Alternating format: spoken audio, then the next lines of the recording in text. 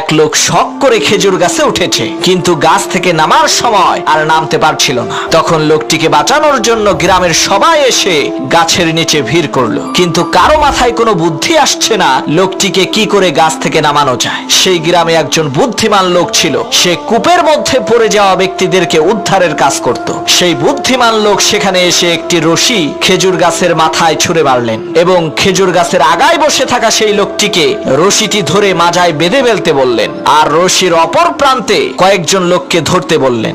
বুদ্ধিমান লোকটির কথা মতো তারা রশিটিকে ধরলেন। হঠাৎ করে সেই বুদ্ধিমান লোক বলল, এখন টান মারো। লোকেরা রশি ধরে টান দিল, সাথে সাথে সেই খেজুর গাছে থাকা লোকটি মাটিতে পড়ে মারা গেল। তখন গ্রামের লোকেরা বলল, আপনি এটা কেমন কাজ করলেন, লোকটা মরে গেল। তখন সেই বুদ্ধিমান লোক বলল, ভাই এটা লোকটার কিসমতের দোষ, আমার কোনো দোষ নাই। এই একই টেকনিক খাটাইয়া অনেক মানুষকে আমি কুয়া থেকে বের করেছি।